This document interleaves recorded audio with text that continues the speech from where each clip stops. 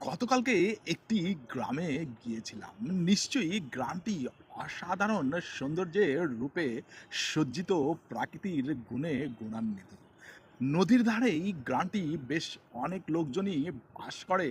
সেখানে তাদের জীবিকা একমাত্র উপায় হচ্ছে নদী থেকে মাছ ধরে তাদের জীবিকা নির্বাহ করে এবং সেই মাছগুলোই শহরের মানুষ এসে কিনে নিয়ে যায়।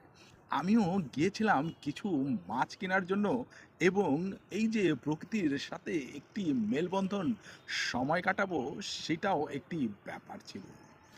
রাত যখন সন্ধ্যা যখন ঘনিয়ে আসছে, তখন দেখি অত্র এলাকায় কোনো ধরনের বিদ্যুৎ বা কারেন্ট নেই। তখন একজনকে জিজ্ঞেস করলাম, এই যে এই পাশে এখন পর্যন্ত বিদ্যুৎ আসে নাই, তাহলে আপনারা এই অন্ধকারের ভিতরে এতদিন ধরে কিভাবে থাকছেন?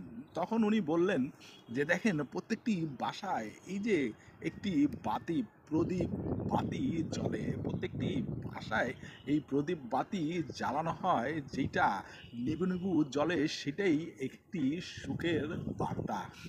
তো আমি তাকে জিজ্ঞেস করলাম, এই কপি বাতিগুলো কোথায় থেকে কেনেন? উনি বললেন, ওই যে ওইখানে একজন বাস করে, তার নাম হচ্ছে রহিম।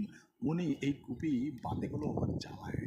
ওইখানে গিয়ে ওনাকে জিজ্ঞেস করলাম, চাচা, আপনি এই বাতিগুলো যে বানান, আপনি কি জানেন আগামীতে বা এখন যে ধরনের বাতি জ্বলে সেটা কিন্তু এলইডি, এতে গিয়ে কেউ আর ব্যবহার। রহিম চাচা সুন্দর করে মৃদু হেসে আমাকে বলেছেন, আলো শুধু অন্ধকার দূর করে না, এটি একটি স্মৃতিও জ্বালিয়ে রাখে। মনটা এত খুশি হয়ে গেল।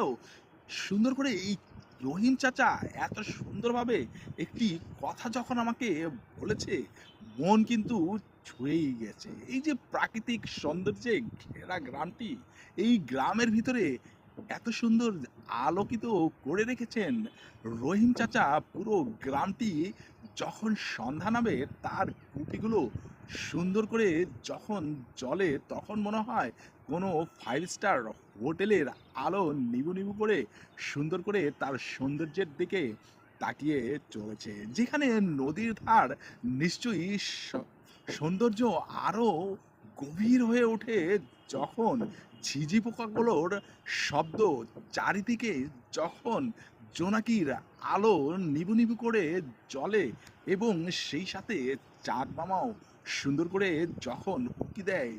পানিগুলো, নদীর পানিগুলো ঝিকিঝিকি যখন জলে, কপির বাতিগুলো যখন সৌন্দর্য তৈরি করে ফেলে, গ্রামটি যেন এক three star five star hotel নামে পরিচিত হয়ে যায়।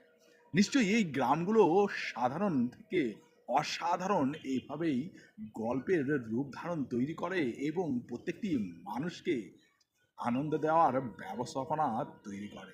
যদিও এইখানকার সম্প্রদায় প্রত্যেকেই জেলে, তাদের জীবিকা নির্বাহ হয় মাছ ধরেই, তবে তারা প্রতিনিয়ত সুন্দর করে যে মাছগুলো ধরে সেগুলো বাজারজাত করে তাদের জীবিকা বেশ ভালোই চলে। তারা অনেকেই বলেছে, আমরা বেশ ভালোই আছি এবং নিজের মতো করে বেঁচে চলেছি।